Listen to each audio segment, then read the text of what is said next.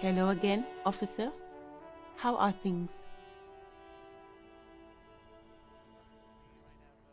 Sure, I'm done with it. Go easy on that stuff. It gave me a terrible headache.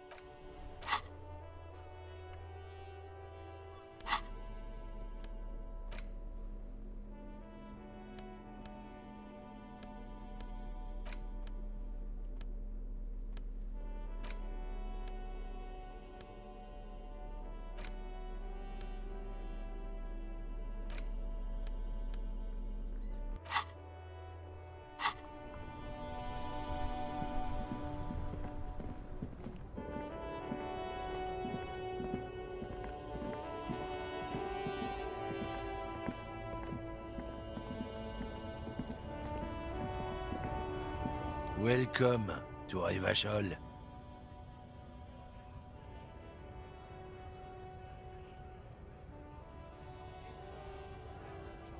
Don't you welcome to Revachol me. My grandfather came here from a 3,000-year-old racist isolationist culture, while your ancestors came to this island a mere 300 years ago. Every school of thought and government has failed in the city, but I love it nonetheless. It belongs to me as much as it belongs to you.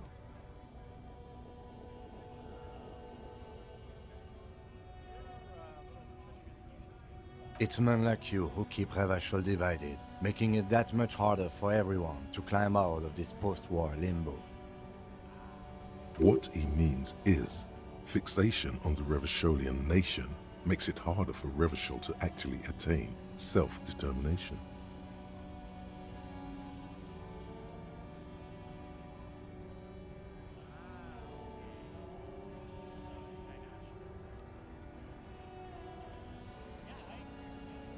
Oh, come on, man. I just said welcome to Rivachol.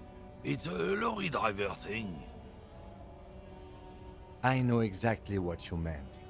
You think my kind doesn't belong here, that I should watch myself and behave. But you see, I'm an officer of the RCN. It's actually my job to make sure you behave. I would advise you to remember that. Silence. The air between them becomes tense. Your partner needs backup. Now's your moment to shine.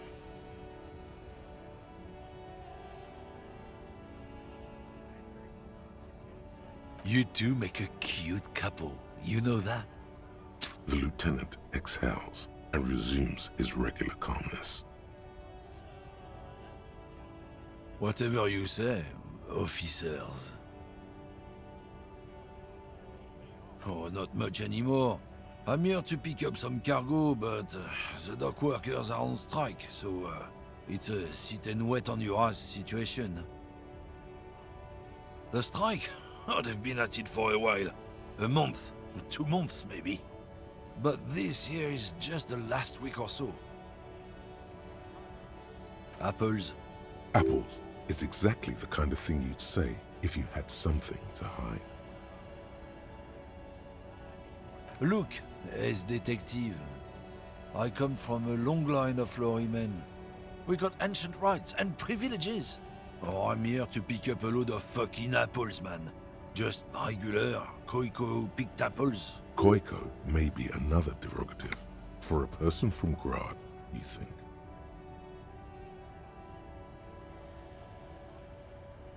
Yep, it's one of their main exports. They grow them down South Yekokata. A beautiful place. Got great scenic vistas. In fact, Yekokata is a desolate wasteland whose name literally translates to Zone of Ecological Catastrophe. It features no scenic vistas and supports virtually no plant or animal life.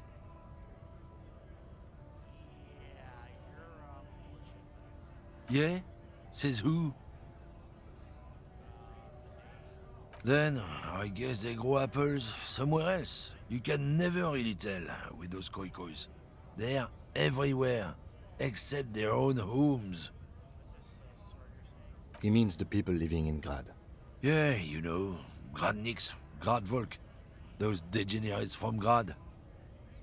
Hey, if the name and description fit by the very grace of nature, who am I to say otherwise? Did you miss the part where I said they aren't here yet? Besides, even if I did have some, I wouldn't go putting my nose in them, huh?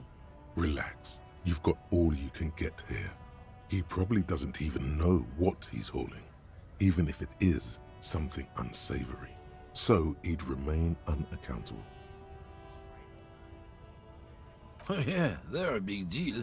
My great-grandfather was a carter, had a royal license and everything. We've tried to hold on to our privileges. Someone with a cart. What did you think it was? That's how deep into history our thing reaches, before machines. Not at all. We're part of a guild and everything, huh? It's very ancient, very prestigious.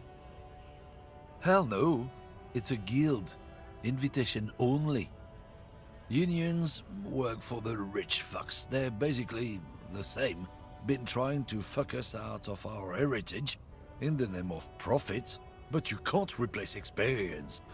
Trusting street thugs with their goods is going to fuck them right up the ass. Mark my words, generations of practice ain't no laughing matter. It's about biological determinism, natural law, the sorting of the races. Not the most popular topic nowadays, with a coalition in charge and all. You might want to change the topic. That is, bury your head under the sand like common sheep. I'm not just racist. Look, I've read books, huh? The science of racial theory has all been proved, even if some people don't want to accept it. People who've studied these things say that you and me are superior by design. So, naturally, we Occidentals should be in charge. Obviously, you can see the merits in that.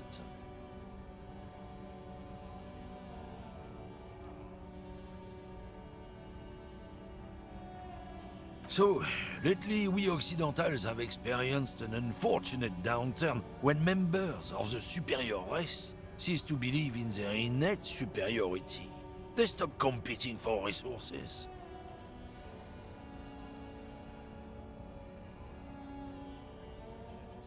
The problem? The damn kips are showing a real good game lately. Same with the mosquitoes. And the other introduced species too. They're on the precipice of cultural victory. Cultural victory? What is this then?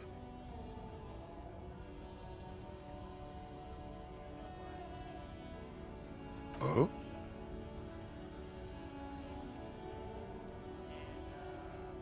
Don't push your luck, Runt.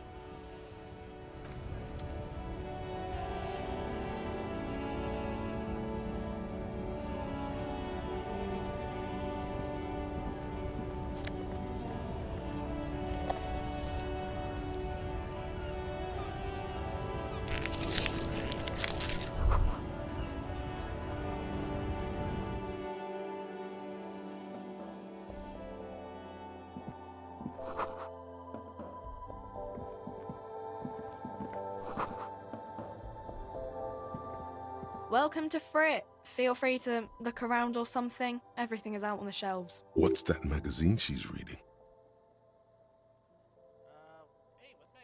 You mean this? This is Pop Stars. It's got, like, famous people in it. It's not for sale. Looks like it also has something called Police de la Mode, featured on page 34. This speaks to you.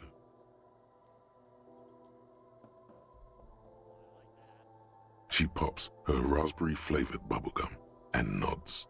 Her shoulders tense. She shuffles back only slightly. Bewilderment and repulsion root her in place. The lieutenant frowns at you before turning to the clerk with an apologetic half-smile.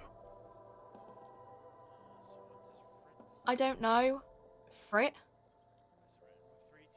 I think they think that the extra T makes it funkier. It doesn't. The story goes that normal Fritta, with 2 T's, a men's workwear shop in Vredefort, was already taken. So when Fritta Retail Inc. grew into a multinational corporation, they had to add an extra letter to Okay. I'm not really supposed to be chatting to anyone, but... I don't really know anything.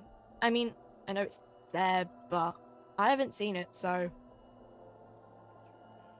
Not really. No. I didn't know him at all. I don't know, really long. I don't know. No need to worry. It's just standard procedure for us to ask around. If you hear anything, let us know, okay? Okay. Uh-huh. Reality? You mean, what reality? Economic reality, or...? She is like a student unexpectedly called upon by a teacher. Can she answer the classroom question? I don't know. What about it? We're in Frit? As mankind, or as a nation, or... What will her essay prompt be?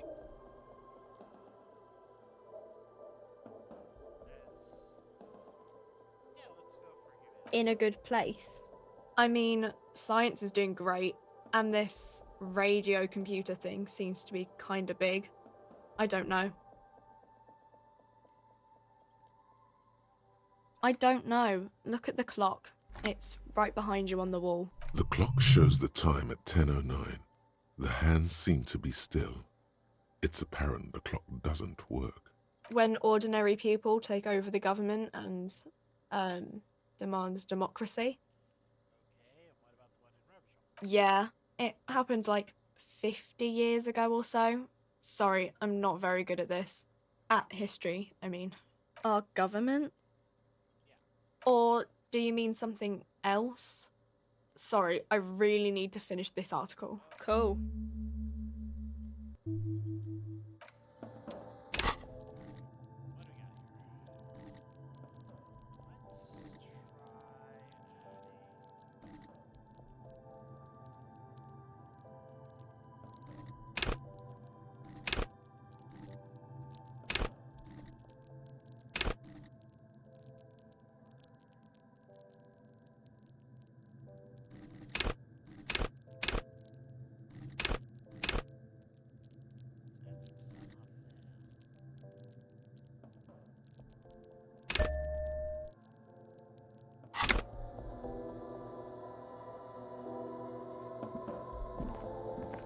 The tear machine stands in the corner.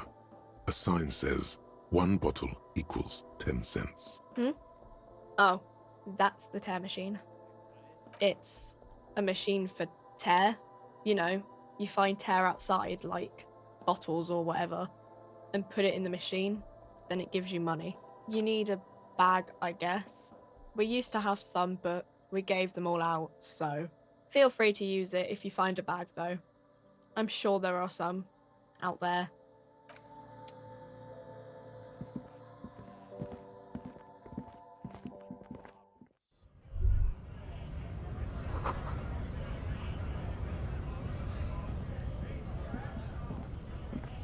Looking for something, Runt?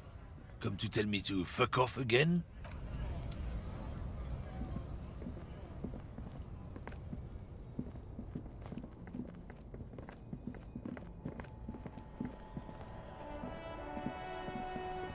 I can't believe it's snowing again. It felt like springtime just a few days ago.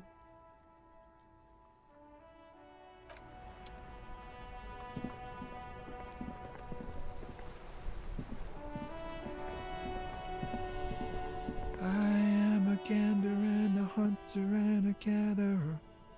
Feel like a traveler. A simple little cadence. He seems to be making it up as he goes. It's the jam, my man. It's a traffic jam for the ages. Harbor gates up the street are shut tight. No explanation given. Workers on strike, scabs agitating, an all-around clusterfuck. Meanwhile, we're all stuck here in long-haul limbo for days upon days upon days. Upon days. Feels like forever. Like I was born on this here roundabout and this was all I ever knew. Just me and the metal and the tires, the oil and the fumes of mazout. Mazout is an antiquated term for heavy fuel oils. This man has a barely suppressed performative streak, or he just likes unusual words, or both. Yeah, imagine. It's been a whole week already. So tell me, what do you need? Huh? Oh, no, I ain't got any money. They don't want to pay for unfinished work. The bosses, man.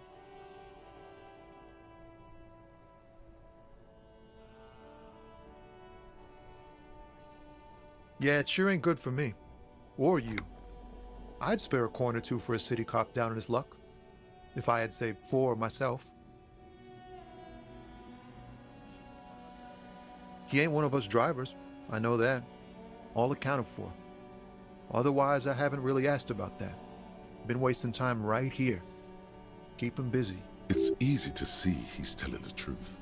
He's kept his nose out of the dark stuff. Analyzing the fundamental structural and psychological conditions of being stranded in the midst of a sea of motor lorries and their sad, despondent chauffeurs. A sense of surprise there ain't more bodies hanging from more trees. It's like, whatever's going on over at the docks, workers got a blockade set up, making demands, no way in or out. Some pretty wild stuff, I hear.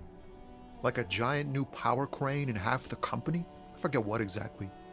Good on them, I guess. I've heard talk there's a company rep in town too. Like a strike negotiator type. They'd know what's up. Precise demands and so on. Ah, yes, from the Wild Pines. We'll meet her soon enough, I'm sure. They want to keep that money flowing in, my man. Ka-ching. He doesn't blame them, but he's not on their side. That's for sure. Anything else? Yeah, this ain't really my area of expertise. I just do my job and get paid. I have things to do and places to be. All of us do. Us lorry drivers. Camionneurs. You still hang around here waiting for this mess to end. Most have scurried off somewhere to get drunk or high. Or laid. Not that I blame them, really. Not my thing. Chasing transient pleasures is a drag these days. I prefer the examined life now. Thinking, reflecting, observing. He tries his best to look nonchalant, but there's a rigidity in him, as if trying to conceal something warm and deep beneath a cool exterior. Ease into it. Don't go too far. This seems like a personal matter. I'm okay, man. Just... the jams got me down. The fumes, the chemical rainbows, the tarpaulin stretched on the frames and the dull engines off. Maybe the full-on, direct approach wasn't correct. Damn, it's tricky business looking into someone's eyes and not doing it wrong. Oh, high-grade narcotics, illegal firearms, stuff like that. Relax. He's merely joking. Can't even get a few jokes past you, my man. I've got another haul of found cargo. Mostly sporting goods, tracksuits and that kind of thing. They usually get shipped to Grad in the Occident. Though we've been making headway in the Il Moran market lately. We're pals and all, but I can't just freely hand out the merchandise. The bosses won't be happy. Not unless they've illegalized sports equipment while I was on the road. This rockin' beauty. Sure is, like a rash you can't get rid of. You interested in heavy-duty cargo machinery? A motor lorry, also called a camion, on Caillou and neighboring islands. This one looks roughed up enough to be some sort of found rust bucket. Maybe the A6? Good eye, my man. Yup, she's an old one, but reliable. Me and her spent a long time together. The man taps his fingers rhythmically against his arm. Don't be a stranger. Lonesome, Long way home. Here we go. Home awaits. Walk past Station 41 and through the market, past the Boogie Street spearhead to the other side of the lake, the frozen eye at the center of the district. Then past the video rental store on the corner. There, at the end of a street lined with pine trees, a small house no larger than a matchbox. 11 Voyager Road. You no longer live there. Those times are gone. And so are those people. Why did you come here? Why are you still here? And where's the dealer? You have to get back to work. That's all you have now.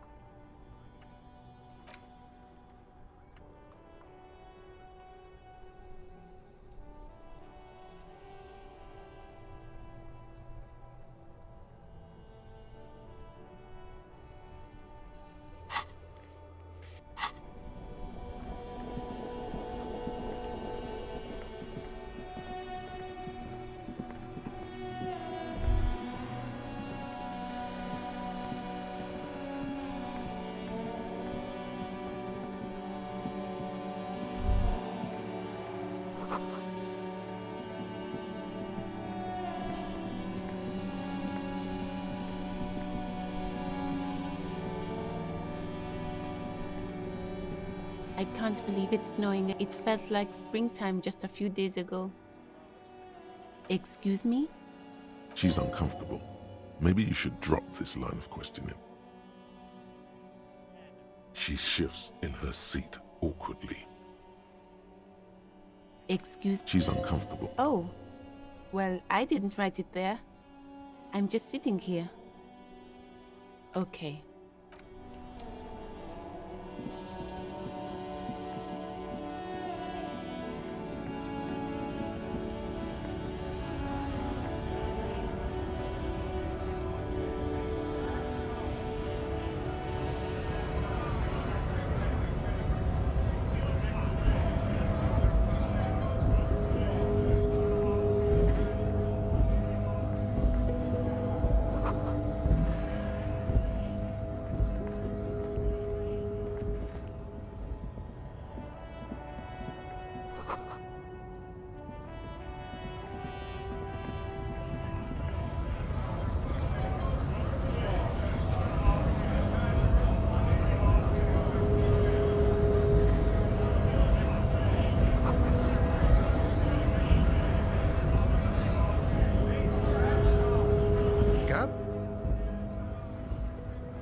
You're hazy on the notion of a scab.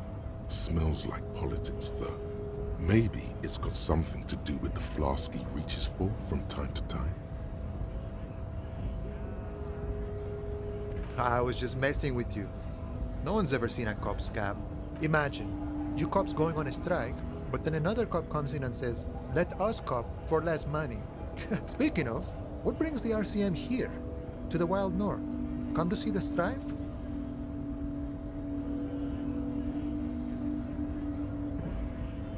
Sure thing, my friend. I can help you out. The coin lands into your hand as if it has always belonged there. The swallow returns. Always glad to help out the RCM. Shame I can't do more. Things are meager at the moment due to, the winter's fat is slowly running out and all. Still better than scabbing, though. Nothing to worry about, really. The jam's a bit of a mess, cargo can't get in or out. The rationing is a bit stricter is all. Supplies should last the strike, though. I'm always glad to help out when possible. Not like these slithering scabs. Murder, huh? That sounds like a lot of hard work. You'd never see me investigating a murder.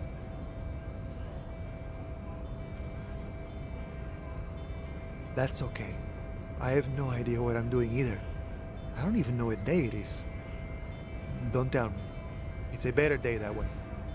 My friend, I respect the right to roam. The open range awaits. I don't operate in that capacity. I'm not a granter of passage. The passage grants itself. If it's all so simple, why don't the strikebreakers just go up the stairs? Aye. Walk right past Measurehead and go in. Yeah, the 2.5-meter tall Semini supremacist there.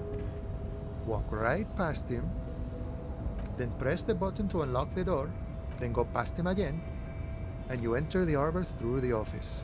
Está. Don't worry, I'm sure it's not completely impossible. For example, you could best Measurehead in a physical confrontation, or you could convert to a Semini supremacist worldview. Or, maybe it actually is completely impossible. Not yet, no. He's sure. You know, serious business. I'm sure the big boss will be glad to tell you. You'll have to ask him first. He's a chatty guy. Wants to talk about the strike. Return once you've met the union boss and are on a better footing with the organization.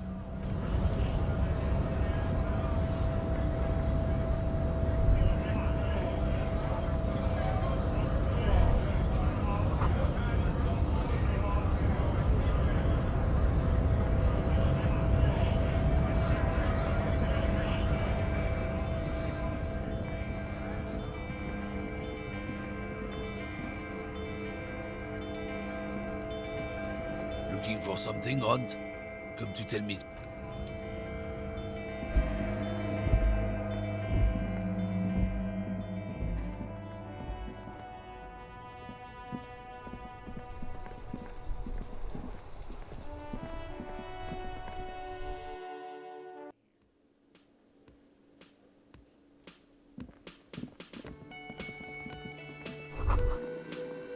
That sugary black rum stain on the counter makes you teary-eyed with joy.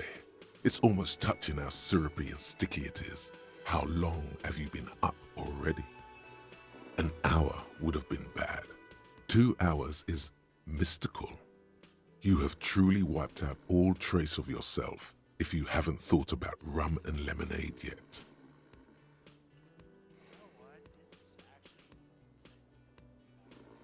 Maybe you haven't turned out well for your drinking.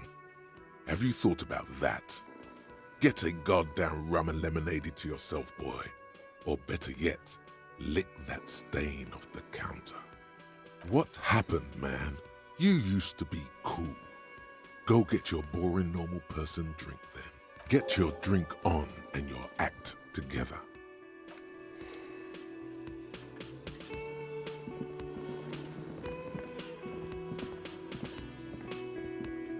Hello again, sweetie.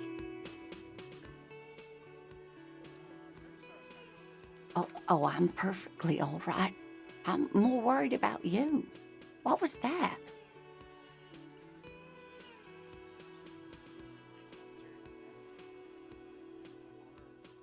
What do you mean? He's just on edge because of the lynching. Don't judge him too harshly. Anyway, I'm glad you weren't injured. Oh, sweetie, I heard your conversation with the manager about your financial troubles. When do you get your next paycheck? You must be joking. Although our pay does sometimes feel like a joke. It's not easy to assert your right to a decent living wage when you don't have a strong union behind you. Maybe you should talk to Everard, the union leader. Interesting idea. This Everard sounds powerful. Maybe you can wrangle some coins out of his pocket. Your deportment remains dignified as you shed a single manly tear.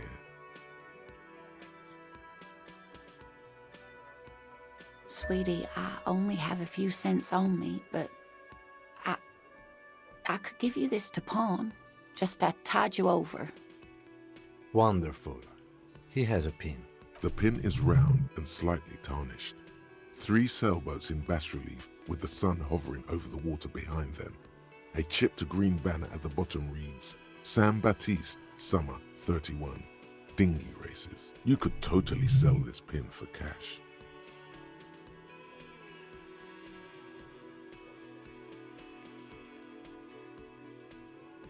Oh, it's not an ancient family heirloom or anything, but I suppose it would be nice to get it back.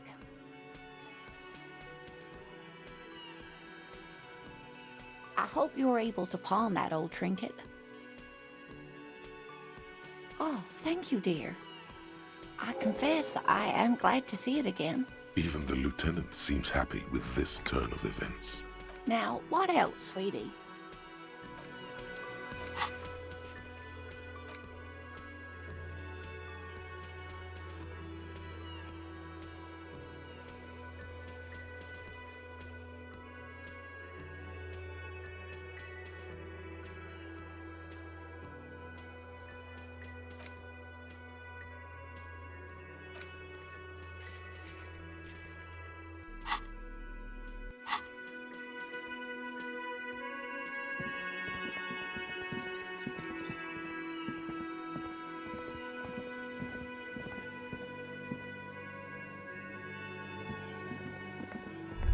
A thin man is smoking below an exhaust hood, occasionally sipping from his mug. This must be the Whirling's cook. As you step in, he nods toward the table and says something in a completely foreign language. The only words you can make out are Garancy and Kubek. Okay, it's definitely not his name. Whatever you do, please don't call him Garancy Kubek. Please, it's not funny. The man puts his cup down and replies something, his left hand drawing arcs in the air. He smiles and bangs his ladle against each of his pots in turn. It's almost like music, especially with the sounds of assorted dishes boiling and simmering on the stove. I'll leave you to it.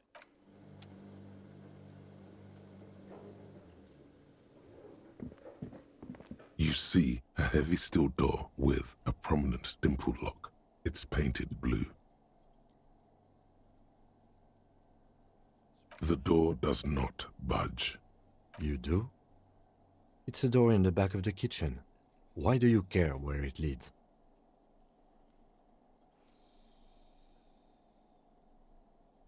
Well, maybe involved with the investigation. Yes. I suppose it's worth seeing if we can get in. Just to be thorough. As a side investigation. No, this is a mega. Hardly. Anyway, Gart is the person to ask about this. The cafeteria manager.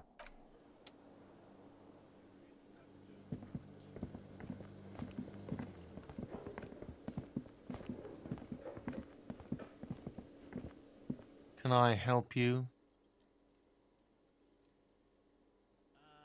Yeah, so I talked to Sylvie. She left because of me. Sorry about that. Wait, what? But what about the bird? Yes, the bird. I found it lying on the floor with a broken wing the morning she left. Yeah, that was me. You broke the skewer! I assure you it was him. Why on earth did you have to break the skewer?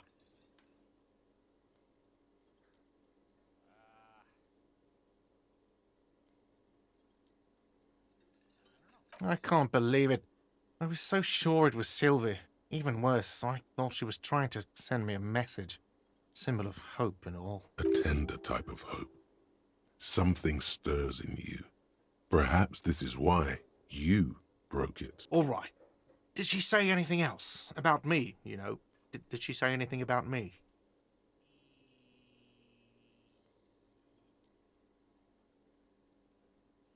Well, yeah, she was flattered. Just a bad time. Really? I should give her a call then. Thanks, I guess. Was there anything else you wanted, or...? Talk about something. What thing? The mess hall is reserved for the union. Yes, not the whole damn union, thank God. Just the nastiest and loudest faction. They come here in the evenings. Dumb, unruly types. Think they're big shit.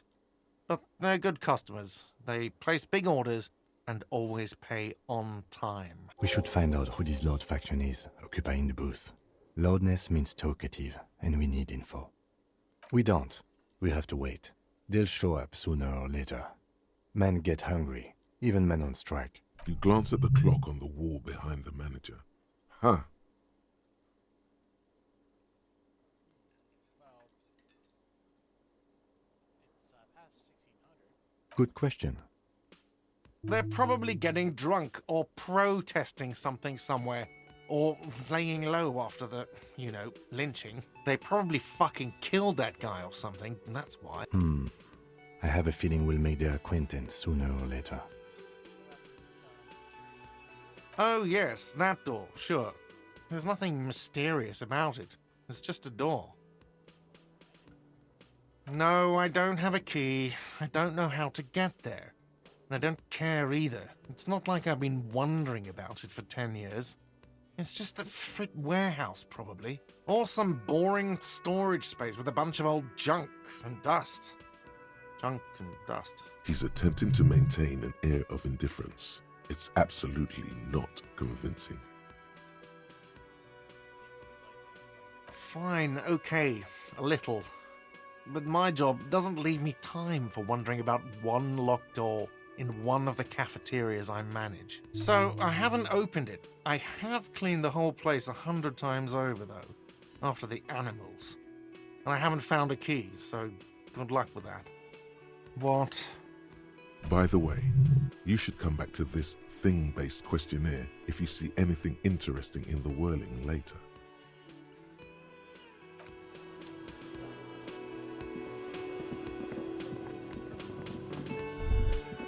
You see a heavy steel. The cobalt blue surface feels rough to touch. The stainless steel door is flush with its frame on every side. It leads to a side building, adjacent to this one. The old building next to this, half ruined. Whatever is behind it must be older.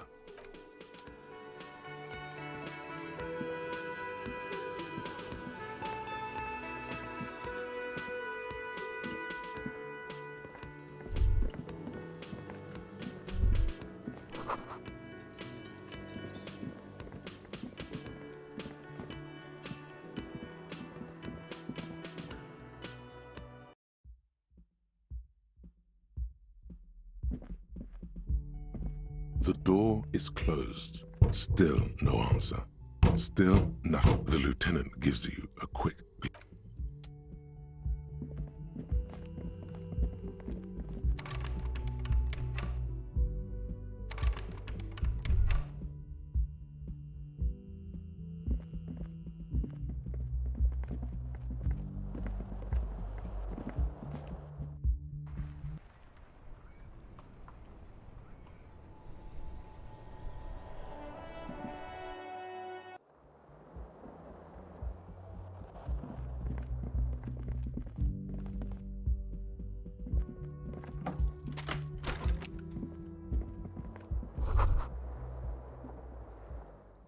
Kim also tries not to look at the pile of taped viscera on the carpet, or the weird suitcase on the hat rack, or the potted plant dying in the corner. But it's all just too morbid to ignore. The man is finding it hard not to trip on the tape, and not to send any of the bottles rolling across the floor, where unidentifiable sludge makes it hard for him to breathe. Smells of vomit in here. He nods. I can see that.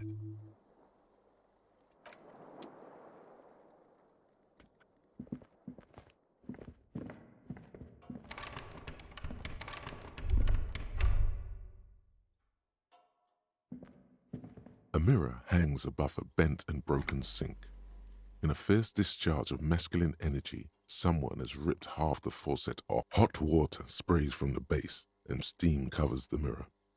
You cannot see yourself, just the outline of a man. Suddenly, you realize you have no memory of the face that awaits you there, underneath the soft vapor. As you slowly reach your hand towards the surface of the mirror. Abort. You clearly have not thought this through. You won't like what you see there, and you will never unbecome it. Behold.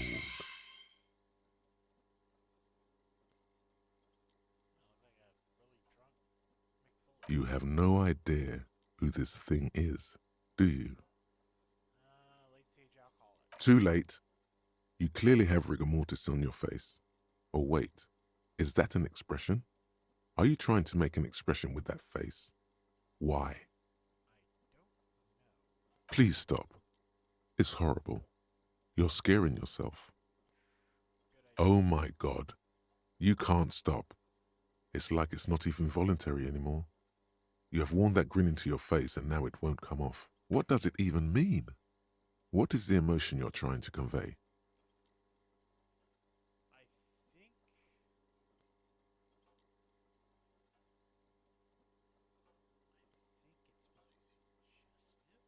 Please promise yourself you are not going to try it on any of the ladies, whatever happens.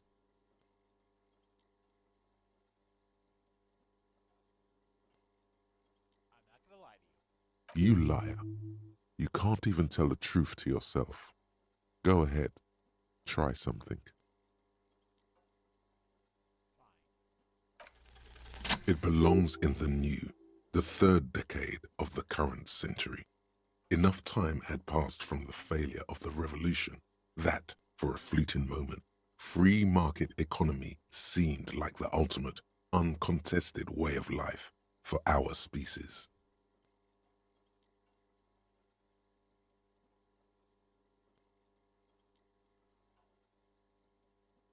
Things were good.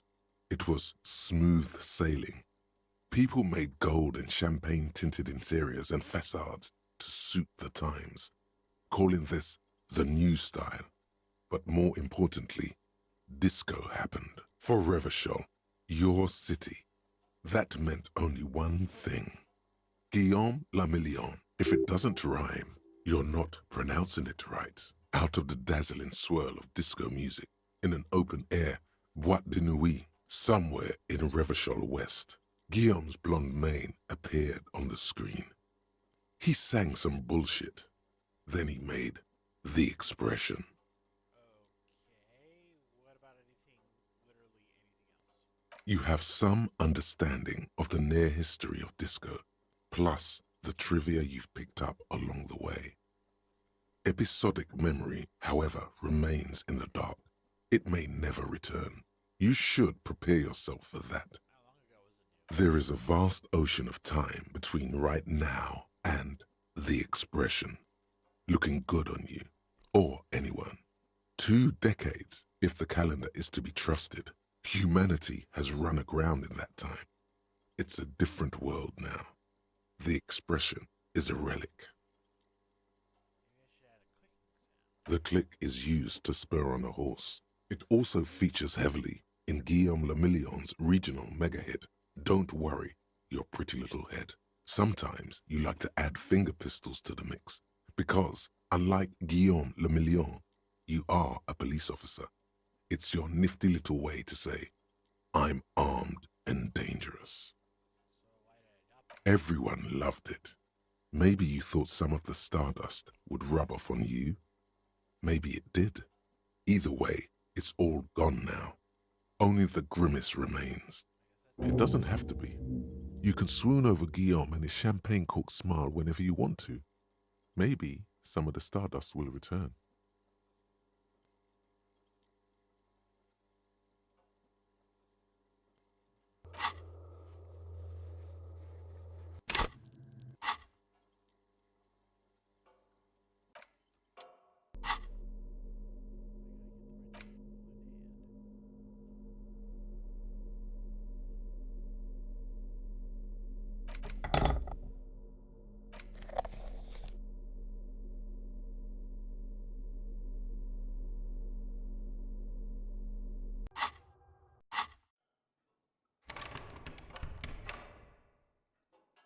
A mirror hangs on the bathroom wall. In it, your face, adorned with the expression. The chain cutters slip out of your hands as you attempt to twist the faucet into place. Well, You know one thing for sure. You've probably never been a plumber. It's too late. Like an image on film. The expression belongs to your primary motor cortex. It would take a minor neurological miracle for you to cease producing it. I was so close too. Wait. No, I was not close.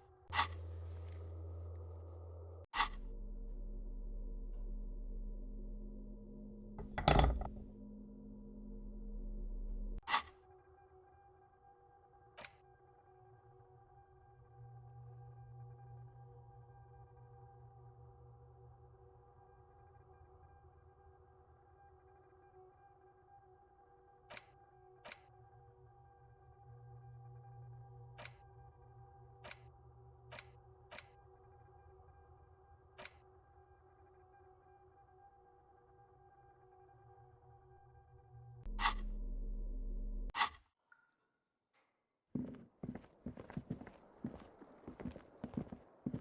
The bed is cold and not particularly inviting, but it's yours. The sheets look awful. The option to go to sleep becomes available every night after 9 p.m.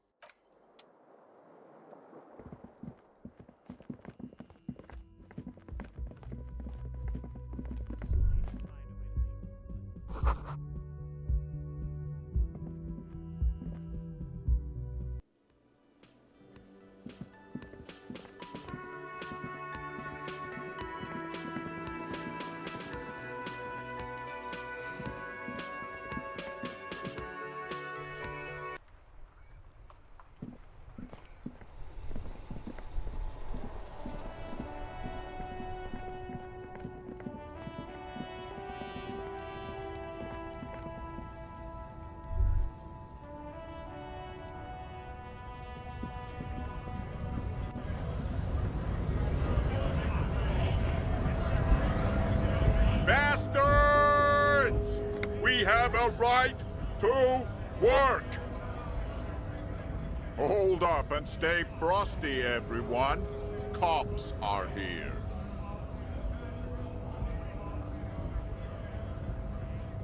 You here to fuck with us? Beat the honest worker down. We're here to fight for a cause. Stripes usually have problems with people who have causes. Good. We're fighting for a cause here. Right to work! Right to work! Besides, we're not that different. It helps if people see us talking, cops and strikebreakers together. Shows authorities are on our side. Builds confidence. Might be time. Don't let the fat bastards tread on you. Cops tend to side with the higher-ups. But you're essentially still workers. I don't trust cops, but I can see you understand the right to work! Right to work! Maybe you should ask them the questions, like why we're not allowed to make a living here. Shame on you! We have families to feed, you piece of shit. So do we, Scott.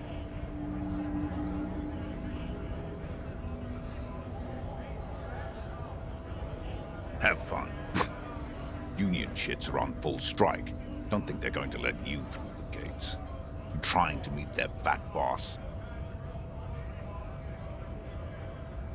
I know nothing about a murder. Wouldn't put it past these harbor bugs. They'd do anything to stay alive. Right to work! It's shameful. Cops doing nothing. You should bring backup. Open up the gates for us. Blockading gainful employment for workers is a crime. We are not picking a side in this just yet, sir. Pity. Let us work! Right to work! Right to... When a bunch of ungrateful, lazy cockroaches can't get their act together, decide to block honest work from other people. Beats me.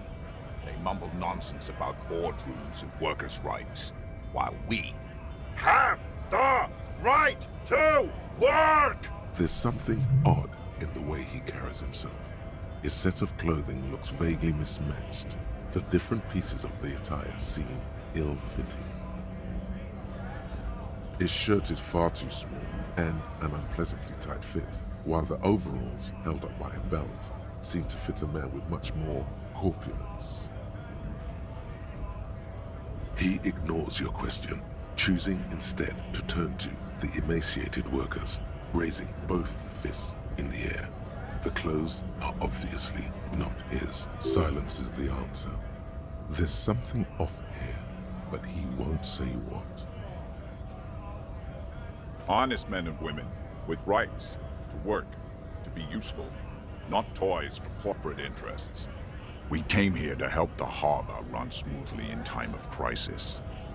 If union fucks don't want work, they ought to let in those who do want work. I have a question. Why do all these men follow your leadership? You think they follow because I'm big and loud? No. They follow the rules of the market, the rules of the economy, because they were given a job to do! You've been talking to him for quite a while now. Something is off with this guy. Ask him where he's from. What's it to you?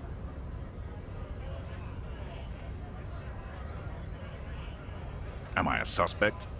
Done no crimes. I only fight for the rights of people. Every once in a while, it's like you can see glimpses of another guy under the guise of this fighter for jobs. He seems a more brutal, cunning, and suspicious person. Just a hunch. Or you just might be paranoid. We're all workers, right? Workers stick together. Came from the eminent domain, in Jamrock. Backgrounds in odd jobs, heavy lifting, cargo hauling, bouncer work. I know the drill. Worked at Territorial. Ring a bell? We're done here. I have a strike to break. Right to work! Right to work! Shame on you! Things are busy enough. You going to waste less of my time? The hulking man oozes stark skepticism. We were promised work. We'd be in there, working, if the bastards hadn't shut the gates. Main gate's locked. Would take heavy ordnance to bust it open. Could try to get in through the secretary's office. Door's locked. The guard's blocking the way to the access panel. And I don't mean the scrawny mess punk either. I mean head measurer. Or whatever he is.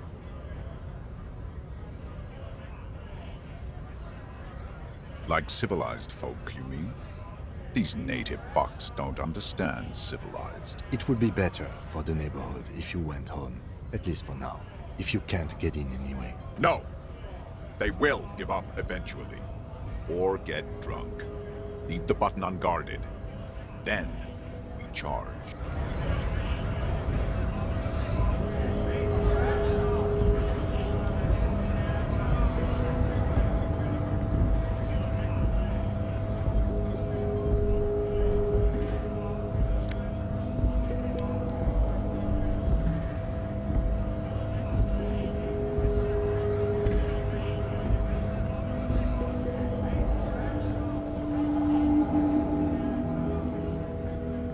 Stuck in the traffic jam.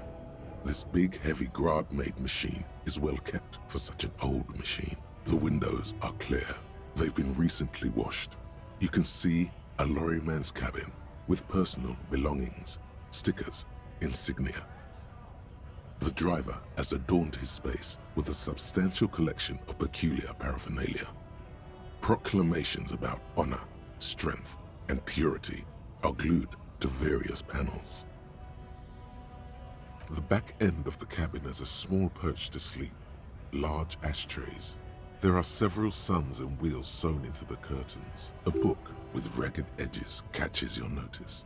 The front cover features a large, muscular man. The title reads, Man from Eamdal in the lost city of the Pygmies. Racist nationalist paraphernalia. Not unusual in this part of town. This is our guy. Likely, yes. This guy's proud of who he is. Drapes it all over his machine. A Stars Ryko, one of the finest Zhimsk-made motor carriages ever. An oldie, but a goldie. Not many people outside of Grad, and Revachol West too, it appears. A Stash Ryko KK2. That's a classic model. Never thought I'd see another one repainted after what happened last time.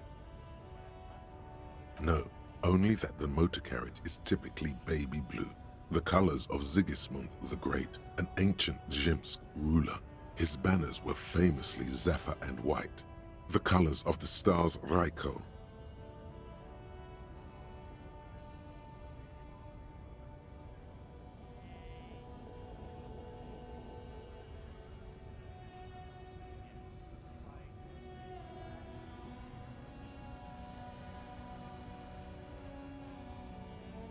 That's, well, yes, exactly it, more or less. Except it was a crowd of them. Tore him out of the vehicle and ran him over with his own tires.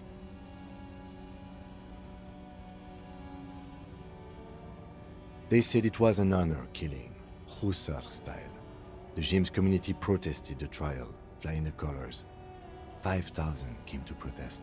Correction, 4,395. The fourth largest public protest of a criminal trial in Revachol.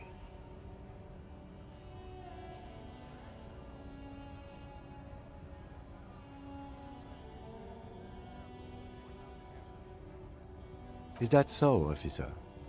I'll take you at your word. People we are paid to protect. Let's leave it at that. 4 years for murder in Reunion. The perps were remorseful. Their sorry knocked 8 years off the sentence. That's the system. The prisons in the greater Revachol Industrial Harbor are already full. Prisoners are expensive to maintain.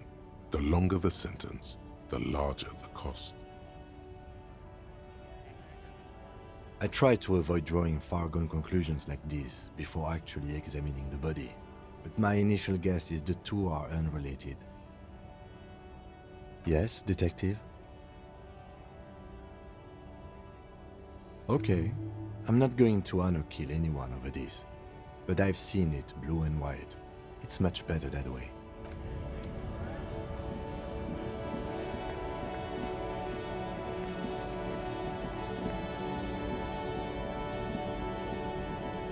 An old monument stands in the middle of the traffic island, pointing toward the sea. It looks as if it's been reassembled piece by piece, secured and mounted in the air with the aid of numerous ropes and rods. A silver plaque on the statue's pedestal reads, I am Philip III, the Squanderer, the greatest of the Philippian kings of Revachol, son of Philip II, the opulent, father of Philip IV, the insane. Even by the standards of the Philippian kings, old sumptuous Philip was known for his profligacy. Well, he blew through the whole national treasury, starting the decline of one of the penultimate century's greatest superpowers, the suzerain of Revachol. His own maladministration foreshadowed the fall of the monarchy. During the anti-centennial revolution, an end to his family line and the monarchy on the Insulindian Isola. Stories have it that he had his bedroom converted into a treasure chamber, where he stored unfathomable wealth. Krugerrands, bars of gold, ornate weaponry, armor, and various chalices. He called it the Sol Aurum. It was obscene.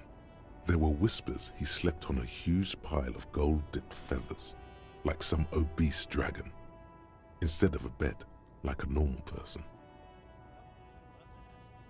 But wait, You haven't even heard about his fabled cocaine addiction.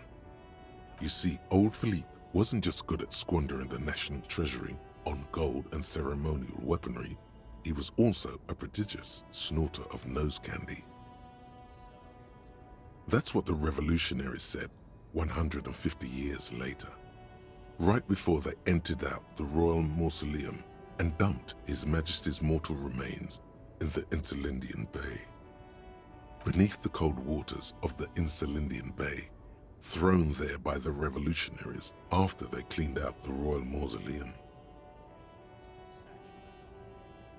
The original was blown apart by communards, then further damaged during the landing of the coalition's airships during the turn-of-the-century revolution when Martinez was leveled.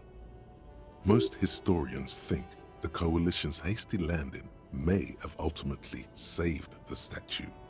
If the communards had more time, they would have reduced it up to even finer pieces. Some years ago, a group of liberal, artistically inclined individuals, designers mostly, thought it would be ironic to restore the statue of the most wasteful ruler of Revachol in the poorest part of the city. The statue is supposed to capture the moment it was blown apart, like an instant frozen in time, a rare butterfly trapped in amber, floating on a sea of shit. People in Martinez tend to disagree, as do many prominent art critics and thought leaders with more nuanced social awareness than the young ironists. Philip III, the squanderer, however, with his bronze face up in the air, doesn't seem concerned about what the hoi polloi think of him in death. Not that he ever did in life either.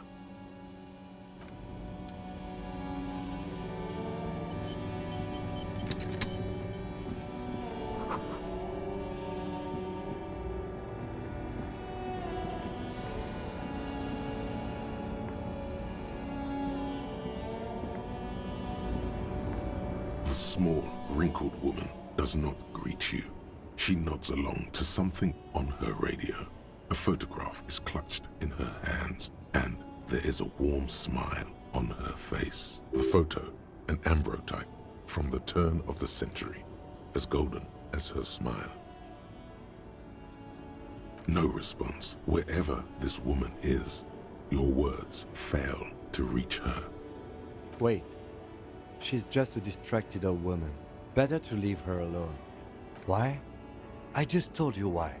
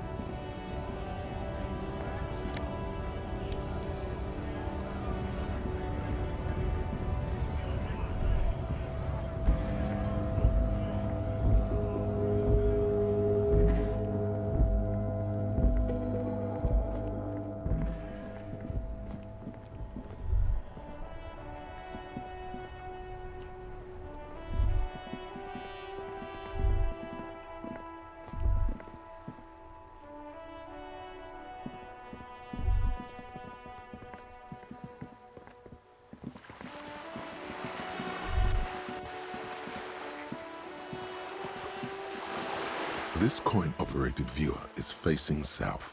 The instruction manual says to insert 25 centimes and pull the handle while looking inside. Then use the focus knob to zoom in. Why place a tourist attraction in the middle of such poverty? There was a revitalization project in '49. A design studio tried restoring Martinez to its pre-war glory. It didn't stick. They got as far as the street lamps and the statue on that intersection. Then something went sour. I suspect that something was Everard Clare, the union leader. He muscled them out. It's how it usually goes around here. We should have done something about the union 10 years ago. That ship has sailed, officer.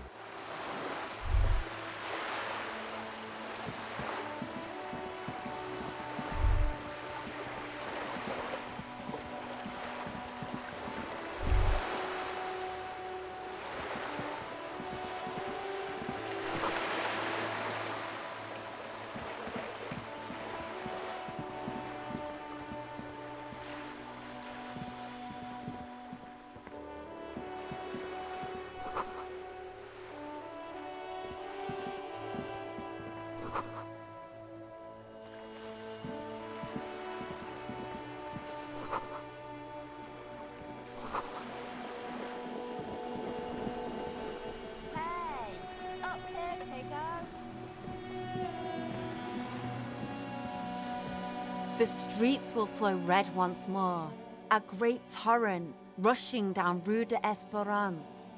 You wait and see. The streets will not flow red with anything. Who are you? I'm Cindy the fucking Skull. What else do you want to know? Date of birth, blood type, the last time I was tested for Hep C.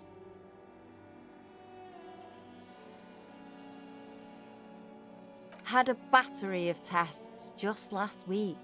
I'm practically a patchwork of interesting critters. Kinda like a man-o'-war. I ain't no snitch, pigstein. Go forth and forage in someone else's shit. No shortage of squealers in these parts. Actually, there is a shortage of people who talk to us in a normal, calm, informative manner. We weren't put on this earth to make your life pleasant, fucko. The lieutenant furrows his brow at another one of your eccentricisms.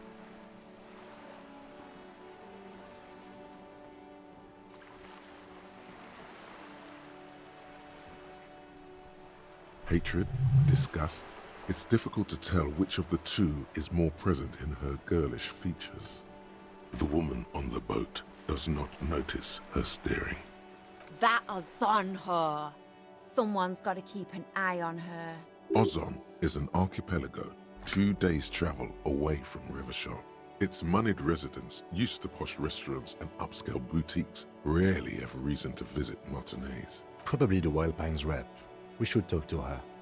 She's a professional negotiator, though. I have the feeling she will be very cooperative while telling us nothing. You should take the lead. Ask her unexpected questions, you know? Do your thing. Don't be afraid to get a bit wacky. Throwing her off is our best bet. Good idea, piggies. Run along now. Fuck her shit up good. Impound that boat while you're at it. I'd like to watch her swim back to Ozon. Can't you tell? I'm painting a beautiful mural, an aereo graffitio visible from low orbit. I haven't really started it yet. I'm waiting for the right words. Have you ever tried your hand at graffitio? When faced with a blank wall, most people write unimaginative stuff, like pigs go home and Mono is here. We rarely see pigs round here, though. Just union cads. And my name's not Mona, so... This place is severely lacking in havoc. Not even the occasional trash can fire to break up the tedium. I thought I'd mix it up, you know. Summon the forces of crime and social chaos with a wall-sized invitation. Yeah?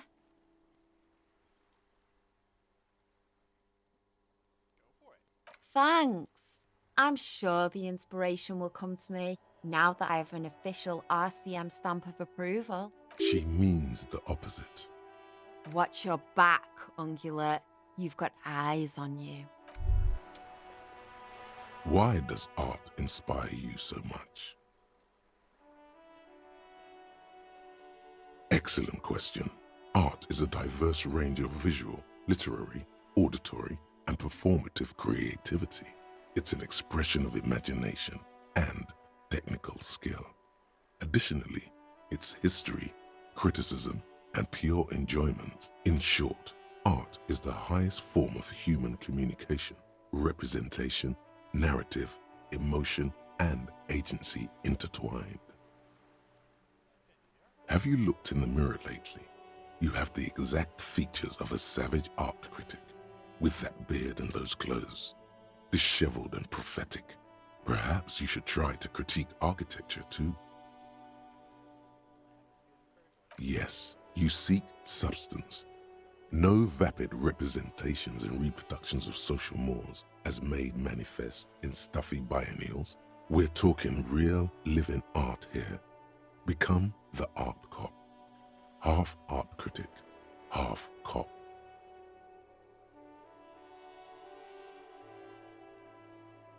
Exactly. It's not only your duty to only catch the criminals off the street. you must also apprehend criminals of the printing press and the gallery, the trite and derivative artists and writers of the world. Go ahead and provide savage criticisms, art cop. The world is yours to rip to pieces and reassemble.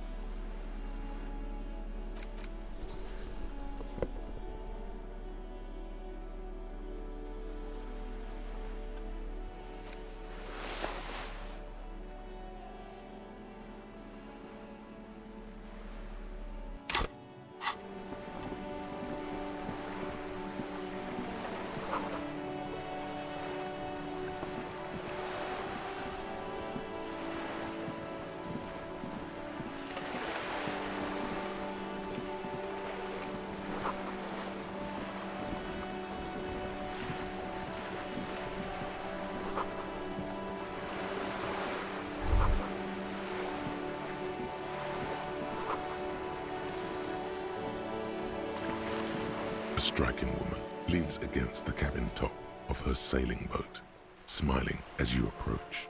Her green raincoat glistens with droplets. A silk scarf is tied around her throat. Good afternoon, officers. I'm Joyce. Joyce L. Messier. I represent the board of Wild Pines, the owners of the harbour. You gentlemen must be from the RCM. Beaton, my maiden name.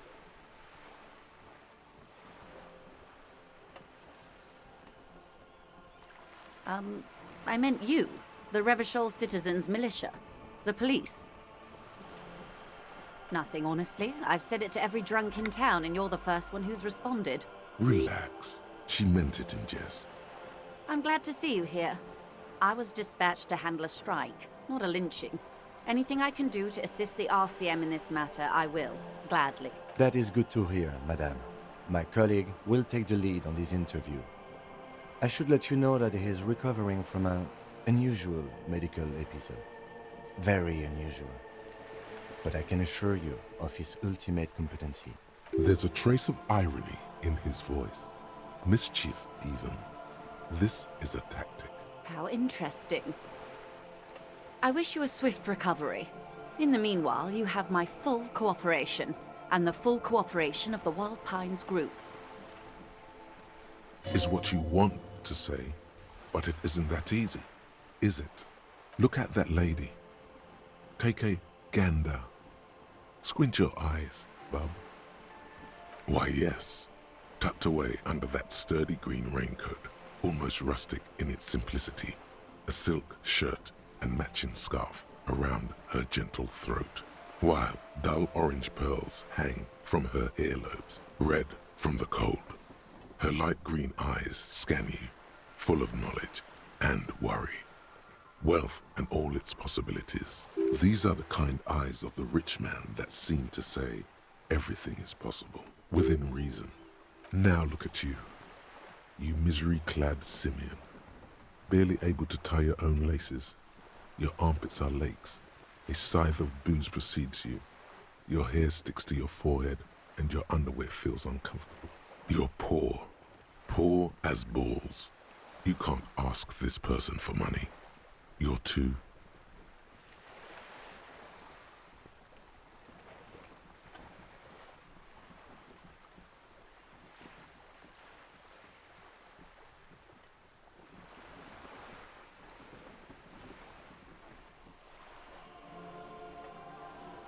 You think your little communism protects you from this feeling? No. The more demeaning it is to grovel at her feet. As I was saying, if there's any way I may be of assistance, please don't hesitate to ask. Voila, you're doing it.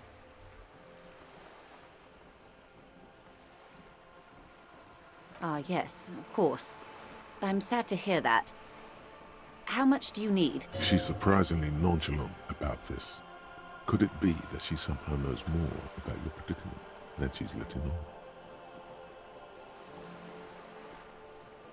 Come now, nobody carries that much cash on their person.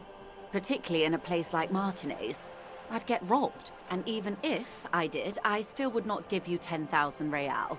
I would rather buy something nice with it, like expensive hi-fi or a new hydrodynamic E40 sail. Her tone makes clear that you violated some kind of rich person taboo. Wouldn't be the first time. I like high-fidelity anything, sir. Now, try again, but lower. That's a good sum. Not too small, not fantastically large. She removes a few notes and hands them to you. The paper is cold and oily to the touch. So, I hope I didn't just bribe you, officer. It may not be technically illegal under the Emergency Act, but still.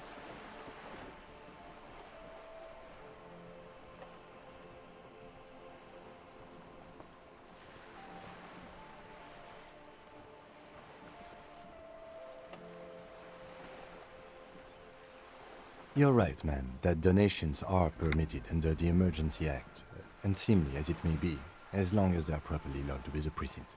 Which he most certainly will do. Now, how else can I help the RCM today, besides supplementing its salaries? Why, yes I am. Officer, I assure you I'm a highly qualified pleasure craft operator. The crowns of her teeth are porcelain, white as the boat's hull as she smiled. Her nonchalance might be related to something called the Wayfarer Act, a law that says she doesn't need a license. Sly fox, you're not aggressive enough to harass her further on this. Of course there are. We're on an archipelago. How else are you supposed to get around? Yes, we are. We are on Le Caillou. Technically, the neighboring Ozone and Fas Alamer island groups are archipelagos, while La Caillou, by contrast, is a single fertile landmass, the fourth largest island in the world. It is not an archipelago.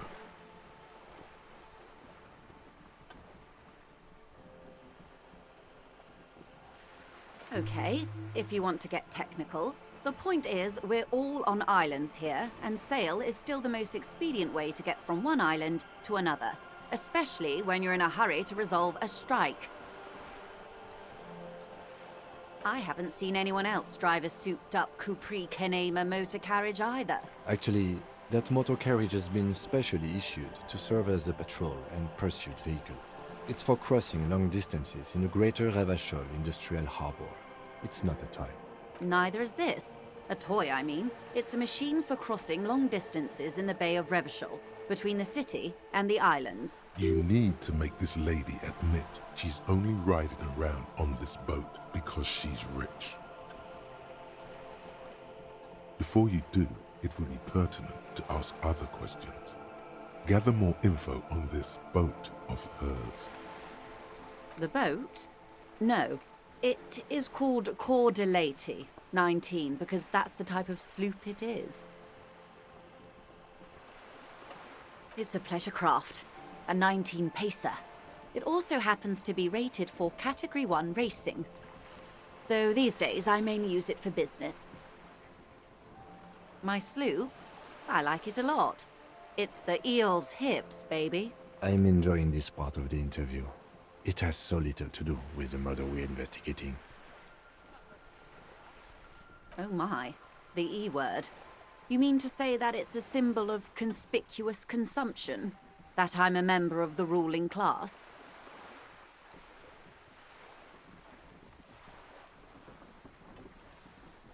Detective, may I remind you that Mrs. Messier is a professional negotiator.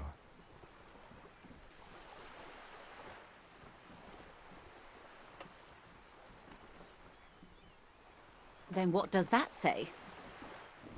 Does it say docking reserved for residents of Rue de Saint-Ghislain, 33A? 33A? This old proletarian haunt here. As I said, plenty of people drive boats, of all social strata.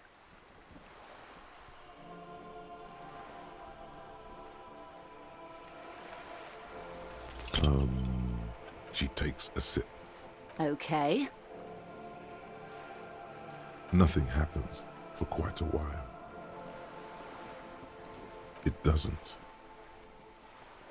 No worries. We can just go back to discussing my fast, large, interminably middle-class boat.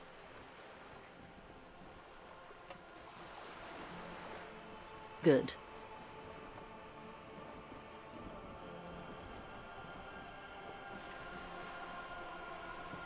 What we do. I'm afraid I don't speak for Wild Pines as a whole. It's a giant undertaking. There was a touch of discomfort there. She wants to merely represent. The Pines' core competency is logistics. Container shipping, freight, that sort of thing. See those airships there, blinking? Those are the shipping side of things. And that is the terminal. Another subdivision deals with energy, oil and gas exploration, offshore platforms.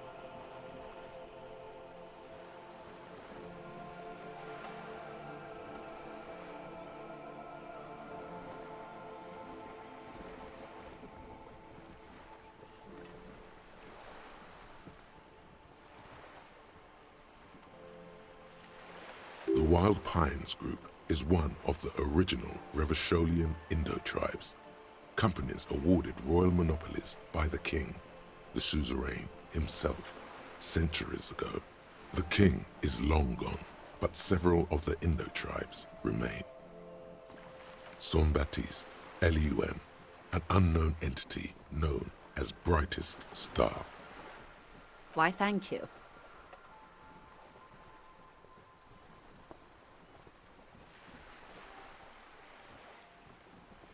I'm not at liberty to discuss the company balance sheet, but I can tell you that last year, the company booked more than 20 billion real in revenue.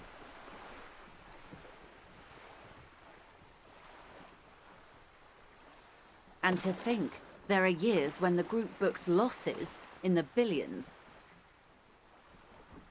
Wild Pines employs 72,000 people, all of whom have families that depend on their salaries. It is a tremendous responsibility. They started as an exploration and cargo fleet conducting trade between the Samaran and Insulindian Isolas 250 years ago, when pine ships explored the South Seminese and charted Lomantang on behalf of the suzerain. Centuries of care, deliberation, and madness have gone into this endeavor. Vessels pass through the Great Unrest to re-emerge with apricots in tow. The logic of the system is totalizing. It's taken everything from its employees to build it. You know more than you let on. Certainly it helped, but most of the original Indo tribes have failed or been absorbed. To survive, Wild Pines had to grow and adapt. No suzerain did that. You mean aside from being the terminal's legal owners, who are responsible for moving 8% of the world's cargo? We built this district. We. There it is. She owns up to it. All the best parts of it. Rue de Saint-Ghislain, with its bastions, the plazas Meteor and Mosaic. Even some of the old street lamps have been put back thanks to the investments from the WP. Before Martinez was swallowed by the industrial harbour, even before it was part of Revachol, long before Terminal B was erected here, the Pines built it as a resort for its Revacholian employees. A company getaway, for a weekend or a summer holiday. Then came the revolution. But that's another matter. I'm here to make sure the Pines can fulfill their responsibilities to the place they built. With your help, hopefully, says her warm tone.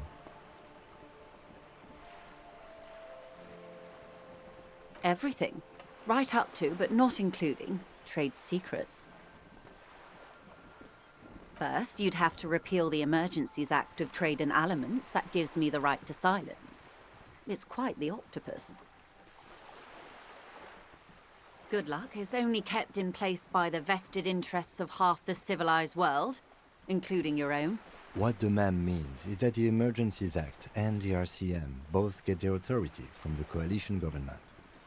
You'd be shooting yourself in the foot, in other words. But I am derailing us.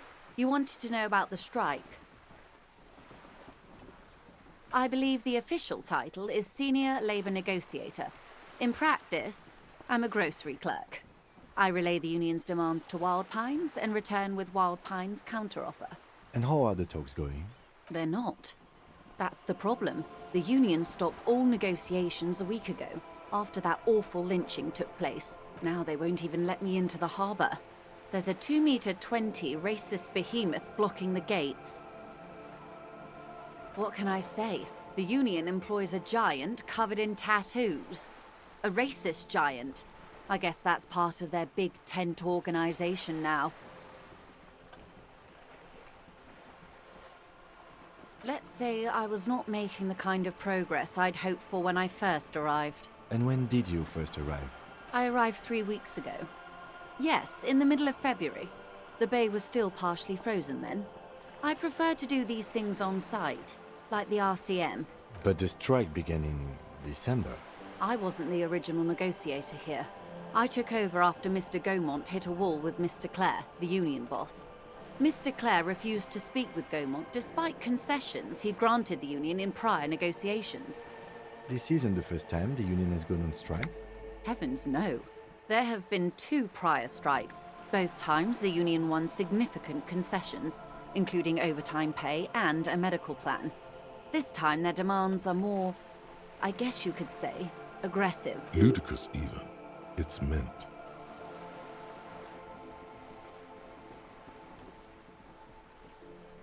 Mr. Clare told him to... how did he put it? Fuck off, midget. Gaumont is short of stature, you see. Keep in mind, this is a negotiator Mr. Clare has worked with before, and who was more than fair with him and the union. There are leaflets everywhere, and banners. What did they say again? Oh yes, every worker, a member of the board. Most of the workers probably don't know what that means. Then you might also like their other slogan. Demand democracy. Personally, I don't think it has the same pizzazzo as every worker, a member of the board. It's quite simple, you see. Every time the Wild Pines group makes a decision about what? About anything really, it needs the signature of each of the 2,200 workers in its Martinez terminal. Just so you understand, this is but one of 22 terminals owned by Wild Pines. Essentially, not only are they kings of the company, they are also kings of the 72,000 employees of Wild Pines Group.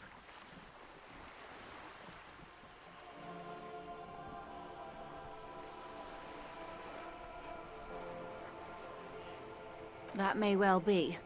It's not up to me to decide who is king, but as negotiations go, it's not a swell start.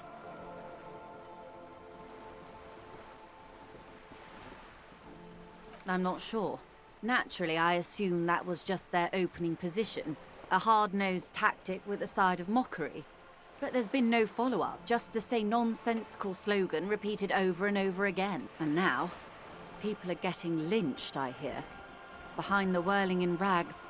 A disastrous situation if there ever was one. Excuse me, from whom did you hear about this lynching? I first heard it from the boyer at the gates. The one whose very name advertises his aversion to work. I think he said it was, "Call me mañana." This checks out.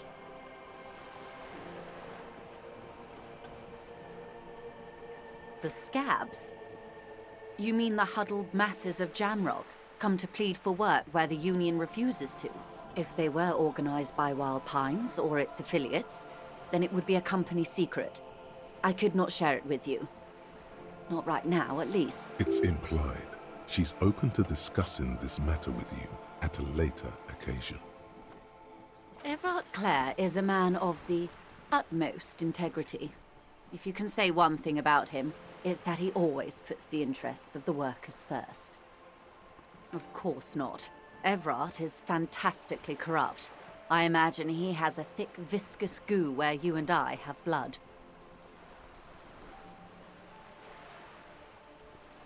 He is the most corrupt individual I have ever seen, and I deal with men like him for a living.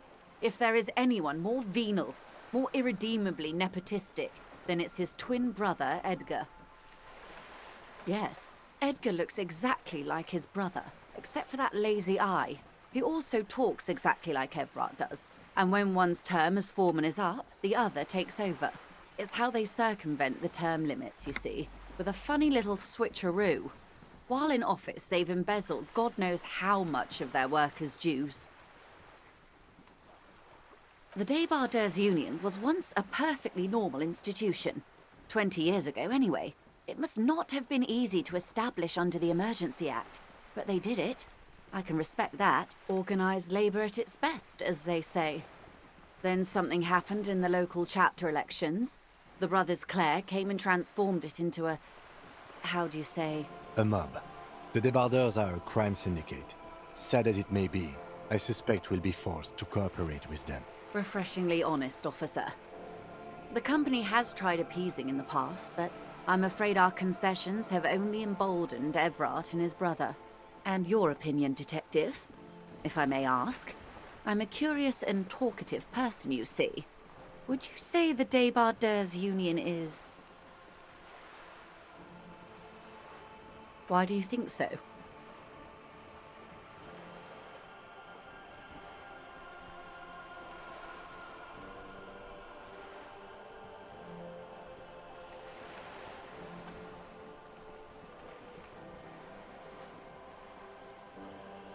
Ha! A real man of the left. What else can I tell you about? I'm glad you asked. There was a woman, the previous forewoman of the Union. She disappeared. Disappeared? Yes. On the last day of the local chapter elections, her daughter phoned in and said she wasn't running anymore, or coming to work. Ever. End of story. Downright haunting, if you ask me. The Wild Pines suspected foul play, but what could they do? It was a Union matter. The point of the presentation is, these kinds of things happen around the Clares. Watch out when you're dealing with him. Thank you for your concern, ma'am. We'll be just fine. Of course. How else can I help? Quite a few things, I'm afraid. The information I'm to share with you includes sensitive trade secrets. For the sake of my employer, I have to ask for your names and badge numbers. Of course, ma'am. We should have introduced ourselves. I am Lieutenant Kitsuragi from Precinct 57. And this is my colleague from Precinct 41. I'm afraid he doesn't have his badge at the moment. I hope mine will suffice. How curious. Why is that, Detective?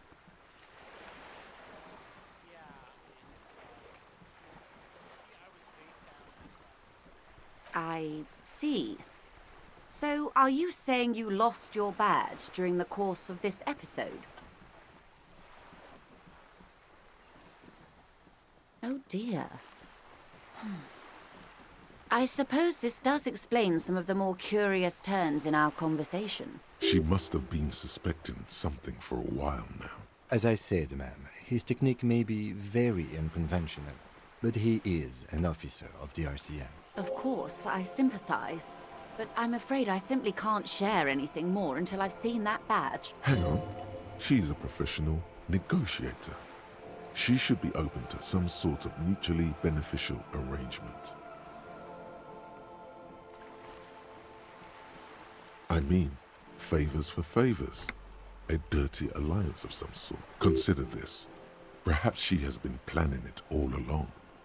That you convince yourself into colluding with her?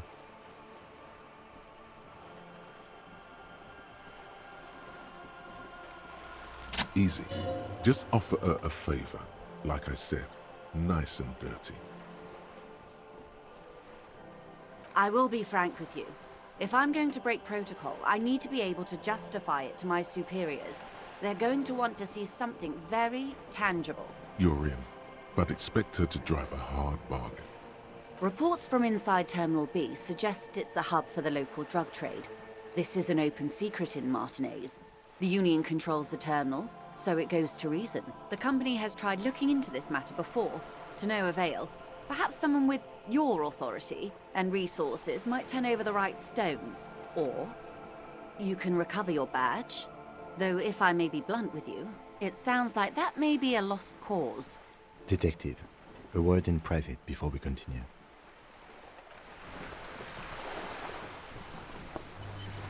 This is not going quite as I hoped it would, Detective.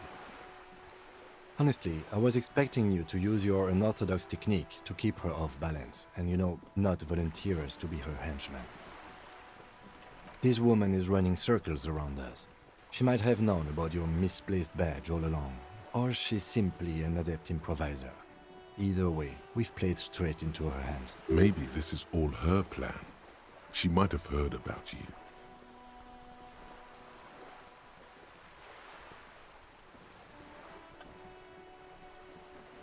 No.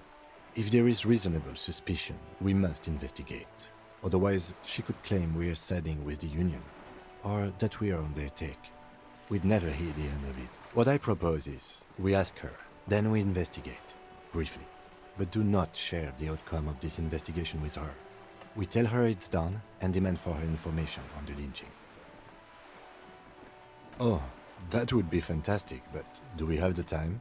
The world is large, and your badge is 8 by 6 centimeters. The situation might have changed drastically by the time you locate it.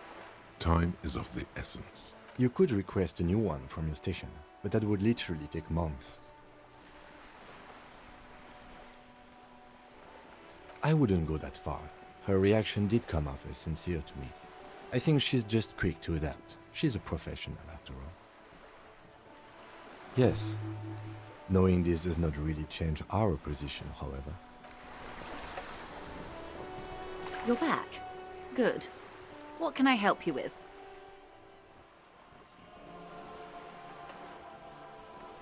This reality? Yes, reality is your side case. An experimental side case.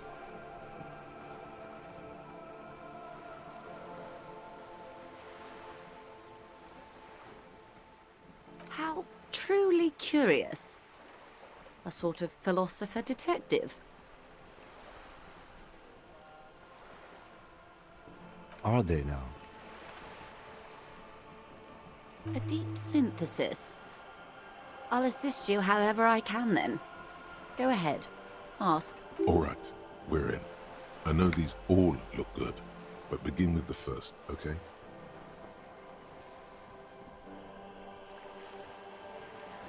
We're in Martinez, baby. A casual term of endearment popular among the 50-plus crowd.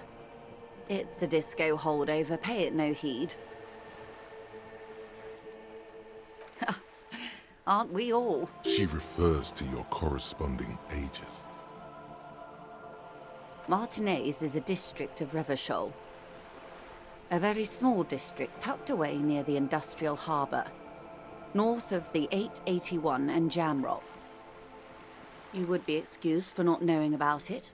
Unimportant, they say. Forgotten, even. Shelled to smithereens during the Revolution. It has its charms, just not this time of year. I'm not a good ambassador.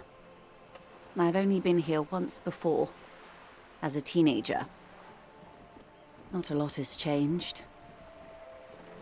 There are ruins, a terminal, fishing boats, reeds, boys with boxy shoulders. As I told you, Martinez used to be a province, a workers' resort before the city swallowed it and the artillery did its part. Now the reeds are the real star of the show here. The further down the coast, the wilder it gets. It's not really a sea, it's the Bay of Revachol, and the bay feeds into the ocean.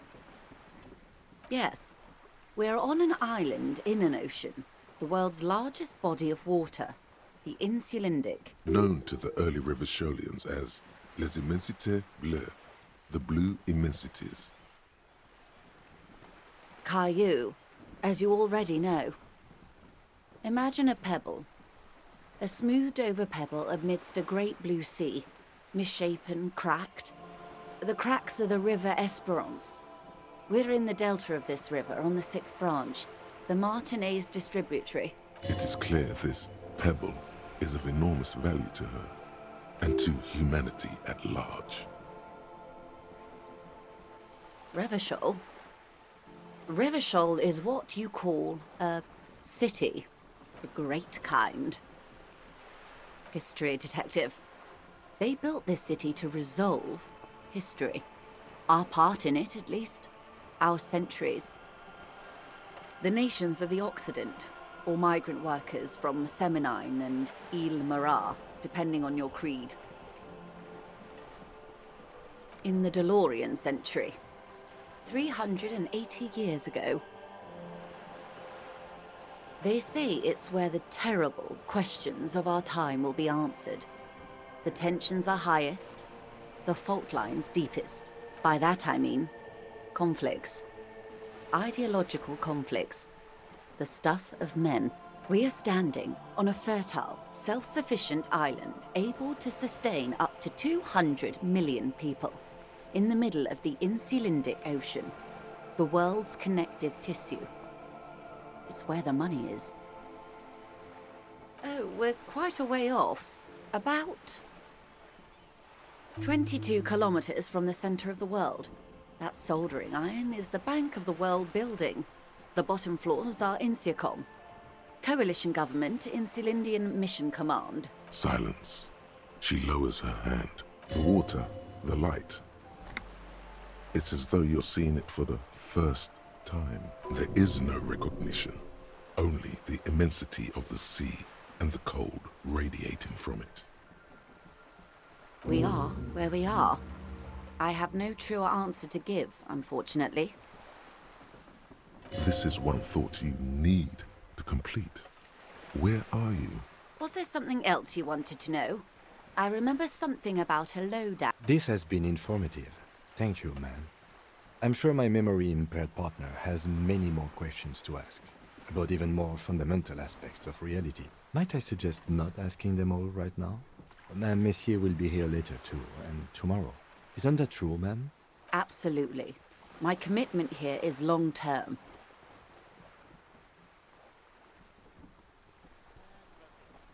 It's better not to eat all your candy at once. Indeed. I'm always at your service. Glad to have been of assistance. The little that I know. Anything else? Of course, Detective. Take care.